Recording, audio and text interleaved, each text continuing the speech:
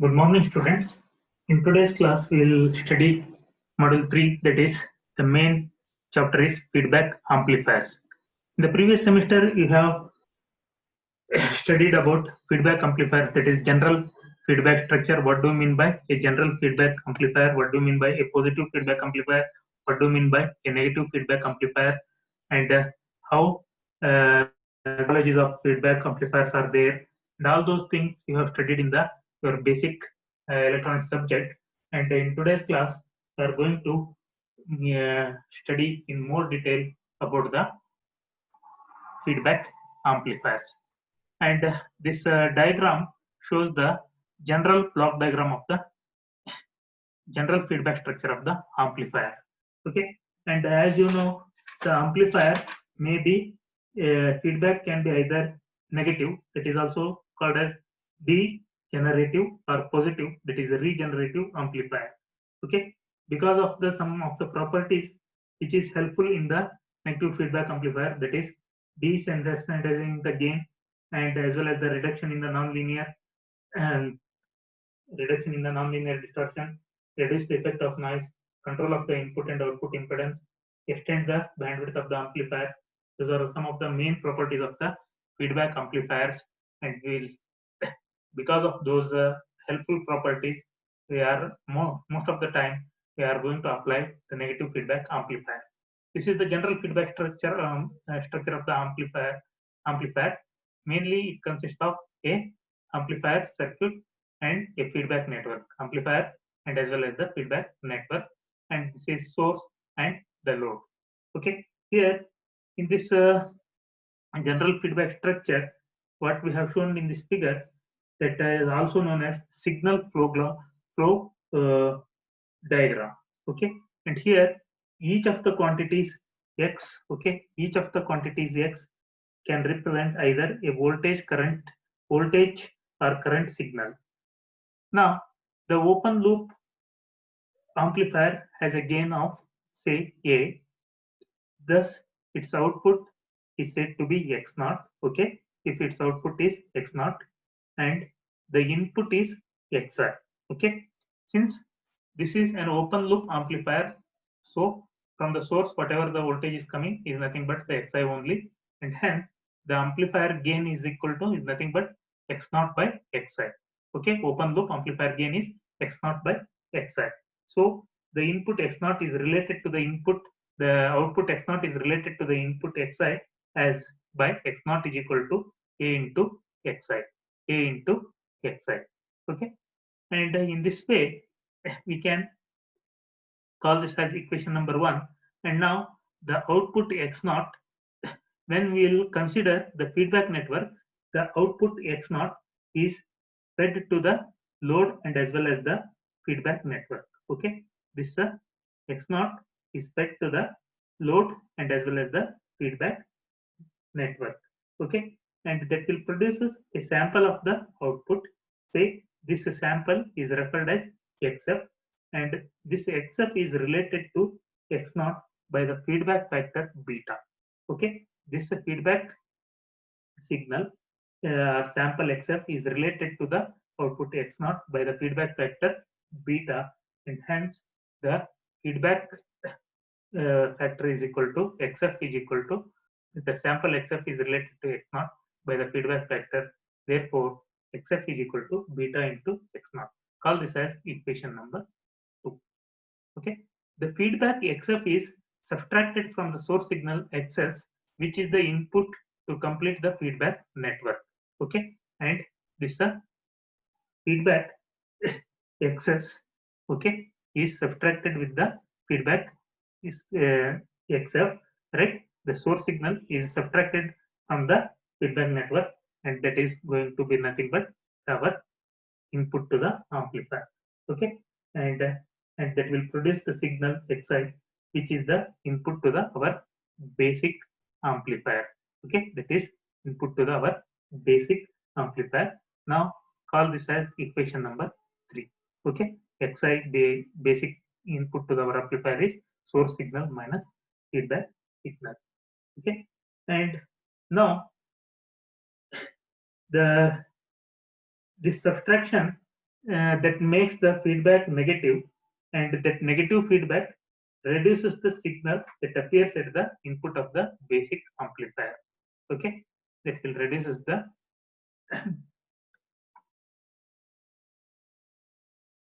signal that appears at the input of the basic amplifier. And now the source, load, and feedback network do not load the basic amplifier. That means that is the gain does not depend on any of these networks. Therefore, our figure 1, this figure represents that forward transmission occurs entirely through the basic amplifier. Okay, the forward transmission occurs entirely through basic amplifier, and whereas the reverse transmission occurs entirely through the feedback network.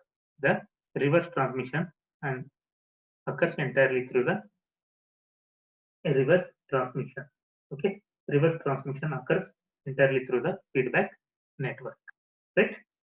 The gain of the feedback amplifier can be obtained by combining equation 1 and 3. Okay, the gain of the amplifier can be obtained by combining equation 1 and 3, and therefore the feedback amplifier gain AF is equal to X0 by XS, that is equal to A divided by 1 plus A into beta. Call this as equation number 4. The quantity A beta is called as open loop gain. This quantity A beta is called as open loop gain. For the feedback to be negative, the loop gain, this loop gain A beta should be positive. Okay, for the feedback to be negative, the loop gain A beta should be positive. And in many cases, the loop gain A beta is very, very large. And if it is when it is very, very large, then 1, then from equation 1 we can simply write it as the feedback gain is equal to nothing but 1 over beta. Okay, and the feedback signal XF is related with the XS is given by the equation, that is using equation 1 to 3, that is XF is equal to A into beta divided by 1 plus A beta into XS. Call this as equation number 5. Thus, the range of amount of negative feedback is employed in the negative feedback signal XF becomes an almost identical replica of the input signal XS. So the difference signal between XS and XF, which is the input to our signal Xi, is sometimes referred as error signal. Okay, that is referred as error signal. Therefore, the input differencing circuit is often also called as comparison circuit or mixer circuit. An expression for the Xi can be determined as Xi is equal to 1 divided by 1 plus A beta into XS. This is called this as equation number 6. In this way, we can relate the open loop gain, closed loop gain, and as well as the some of the factors, input feedback, and all those things we can relate from equation 1 to 6. Okay, and now we will study some of the properties of the negative feedback. What are the main properties of the negative feedback? There are first one is gain desensitivity, second one is bandwidth extension, third one is noise reduction, fourth one is reduction in nonlinear distortion. So gain desensitivity. So the sensitivity reduction property can be established as follows. Now consider the equation, that is feedback gain equation, A divided by 1 plus A into beta. So when we will consider this equation, that is A divided by 1 plus A beta, and that is going to result differentiate with respect to A, and that is going to be in the form of U by V, differentiation in the form of U by V. So the U by V formula can be written as V minus U dash minus U minus V dash divided by V square. When we will differentiate those things, that is DAF by A, that is going to give 1 divided by, or you can say E is, what is our V? That is 1 plus beta A into differentiation of U 1, okay, and the differentiation of V U A into beta divided by the whole square, v square, that is 1 plus a into beta whole square. So beta a, 1 plus beta a minus beta a divided by 1 plus a into beta square. Beta a, beta is going to get cancelled, but remains 1 divided by 1 plus beta a square is going to remain. Okay, therefore, when we will take DAF by DAF is equal to is nothing but DA divided by 1 plus beta a into square. Okay, now the DAF by AF now is divide by AF to the above equation, that will becomes 1 by AF, and 1 by AF is nothing but 1 plus beta A divided by A, and finally when we will go through all the procedure of u by v of the differentiation of the equation, we are going to get DAF by AF is equal to 1 divided by 1 plus A beta into dA by A. Okay, and in this way you can say that percentage change in the AF, that is due to the variation in the some circuit parameter, is smaller than the percentage change in the A. Okay, percentage change in A by the amount of the feedback. Okay, percentage change in the amount of the feedback, and for this reason the amount of feedback 1 plus A into beta is also known as desensitivity factor. Okay, it is also known as desensitivity factor. Now next one is bandwidth extension. Okay, now consider an amplifier, and their high frequency response is characterized by a single pole, and its a mid-band gain high frequency can be expressed as AS is equal to AM into divided by 1 plus S divided by WO to H. Okay, where this AM represents the mid-band gain and WH is the upper 3 dB frequency. Okay, by the application of the negative feedback with frequency independent factor beta, the amplifier results in a closed loop gain, that is AF of S, that is given by with the midband frequency, that is AF of S is equal to A of S divided by 1 plus beta into A of S, A divided by 1 plus beta A into S. Now substitute this equation A of S, that its gain at mid high frequencies, gain at mid high frequency, where substitute the values of this equation in equation in the above equation, the value of A of S, we are going to get the equation number 10, and substituting the value of A of S from this equation number 9, you can say, and after a little bit manipulation of LCM and all those things, we are going to get the feedback network feedback A of S equal to AM divided by 1 plus AM into beta divided by 1 plus S divided by WH into 1 plus AM into beta. Call this as equation number 10. Okay, the feedback amplifier will have a midband gain of AM divided by 1 plus AM into beta and upper 3 dB frequency W of H of F, and therefore the W of HF is equal to WH into 1 plus AM into beta. Call this as equation number 11.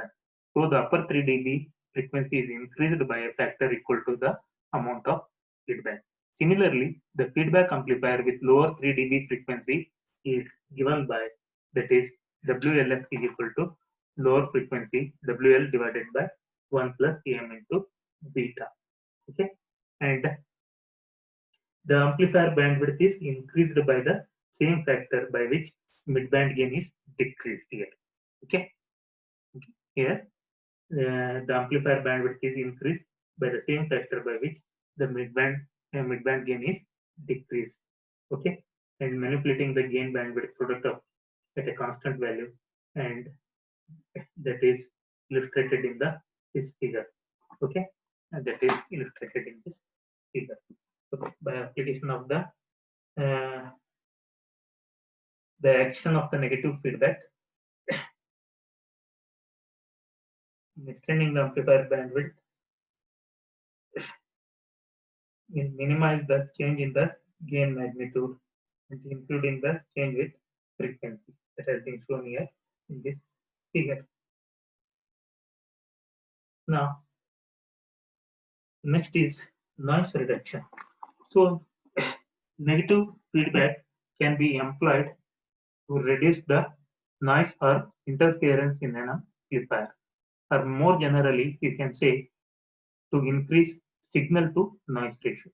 Consider the situation when for an amplifier you have applied a source voltage with a say a noise has been also included for the amplifier and the output is taken across here.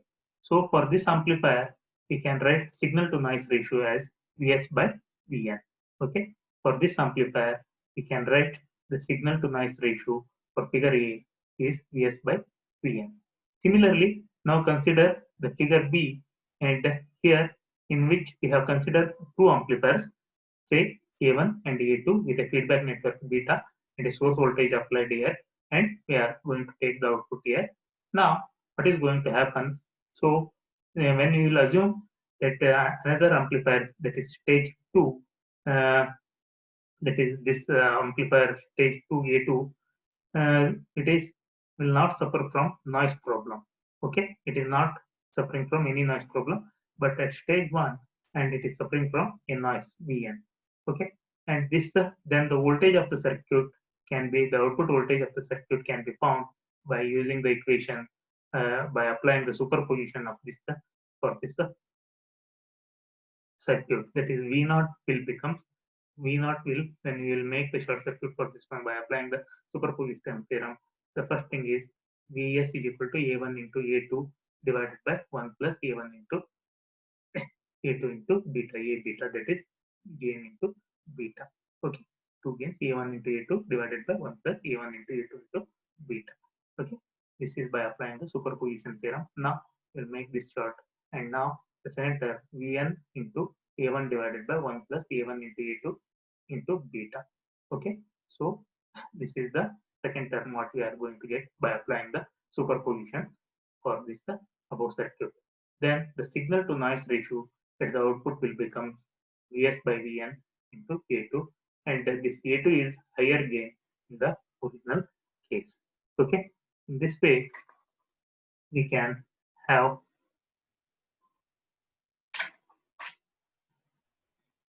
noise reduction in the amplifiers. Okay, so the last characteristics is the reduction in the nonlinear distortion. Reduction in the nonlinear distortion. That will illustrate the application of the negative feedback to reduce the nonlinear distortion in amplifier. Okay, and this curve A shows the amplifier transfer characteristics without feedback. Okay, curve A shows the amplifier without feedback, whereas curve B shows the characteristics with negative feedback when beta is equal to 0.001 is applied. Okay, and the amplifier transfer characteristics can be considerably linearized. Okay, the amplifier characteristics can be considerably linearized, that is made less nonlinear. Okay, that is made less nonlinear through the application of the negative feedback. Okay, that is, it is possible when negative feedback, as we know that the negative feedback reduces the dependence of the overall closed loop amplifier gain on the open loop gain of the basic amplifier. Therefore, the large changes in the open loop gain, that is 1200 in this case, give rise to the much smaller corresponding changes in the closed loop gain. Okay, and to illustrate this negative feedback, if the beta is equal to 0.01 to the amplifier whose open loop voltage transfer characteristic that has been shown in the figure, and the resulting transfer characteristics of the closed loop amplifier is also shown in figure B. And here the slope of the steepest segment is given by the equation f is equal to a divided by 1 plus a into beta, that's equal to 1000 divided by 1 plus 1000 into 0.01 is equal to 90.9. Okay, and similarly for AF2, that is 100 1 divided by 100 divided by 1 plus 100 into 0.01, a divided by 1 plus a into beta 0.01 is equal to become 50. Thus, the order of the magnitude change in slope has been considerably reduced. Okay, then because of this one, the reduction in the voltage gain also going to take place. Okay, and this is regarding reduction in the nonlinear distortion. Okay, and that's all for today's class. Thank you.